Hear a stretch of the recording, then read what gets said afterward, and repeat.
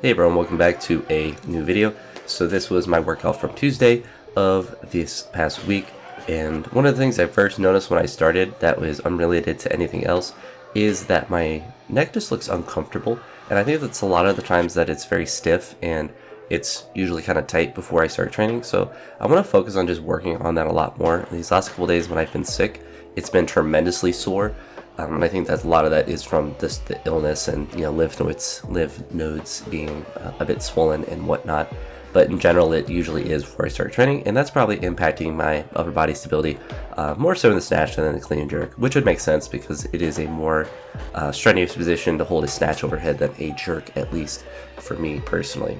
But I was trying to do this with hook grip, which wasn't the smartest idea. I kind of knew I was probably going to have to use straps because my fingers were hurting a little bit with the hook grip. But the big issue that I was having is that as I would start to move up in weight, not only was it, like I said, hurting a little bit, but the tape would start to sweat off my fingers, so obviously that would impact my grip.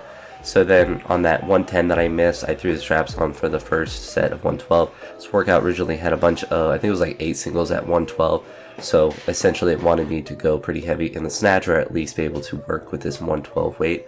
I did several singles here, so I had that miss. I didn't really count that first 110 as a miss for the app. I just was my last working set before, or my last warm-up set before I got to the real one, but I did count that first 112 that I did miss. And then you see here, after I made 112 a couple times, I went up to 115. Not the prettiest reps. I was not feeling the greatest on this day. Certainly when you have like a random thing like a cut on your hand or something that is a bit of a distraction, it certainly isn't the most optimal thing for training to have. Then let's see here, yeah, this 115 is a little bit better. I was still able to get up to 115, which I was pretty happy with. After I made this 115, I believe this was also that was 118. So I have the caption wrong in my video, but I tried 118 after I made 115 a couple times. I tried 121, but I just didn't have that in me today. You can see just from being generally tired and fatigued, and kind of dealing with my hand and being annoyed with that. I'm sorry if I do sound a bit nasally. The more I talk, the more my sinuses make me sound like Squidward, but I do feel tremendously better. Friday, later this week, I didn't train, and same with Saturday. I think I mentioned that in the last video. But I woke up on Sunday feeling tremendously better. Still a little bit plugged up, but a lot of the neck soreness and headache that I had yesterday have been gone. These were no hook, no feet cleans with pause jerks, which has been a pretty common movement that has been in those. A lot of times if there are stuff like block power clean plus pause jerks, I'll just switch to these. I've been really liking these, and I think that's just because they're pretty easy for cleans for me to do no hook. It's a pretty easy variation. I kind of wish they were just no hook and not the no feet. The no feet for the cleans feels kind of awkward, but I can understand from a technical practice that it's good, and it kind of forces me to be limited in the weight that I use. I think because I like them for clean to jerks, it'll be good for me to do them more for snatches as well, for the technical work, and just to continue to kind of focus on lighter days and using those lighter days to improve technique and this to be more consistent. And like I said, the no hook and the no feet kind of forces the weights to be a bit lighter. Jerks have been continuing to feel pretty good. A lot of the push press have been helping, the pause jerks have been helping, but I've just been in a good rhythm. I've been trying to be more aggressive with my dip and drive in the jerk and trying to move down a bit faster and move up, but not trying to cheat the rep in the sense that I'm not trying to do like a super short and quick like a female might use with a women's bar, since it whips a lot more. I'm still trying to use my musculature, but trying to be more aggressive with the jerk like I would be with like a push press.